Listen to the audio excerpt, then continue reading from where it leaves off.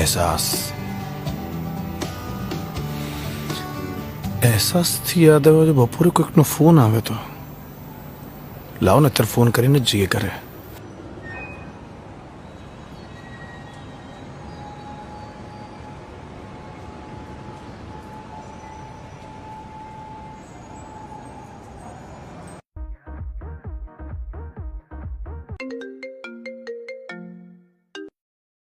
Hello.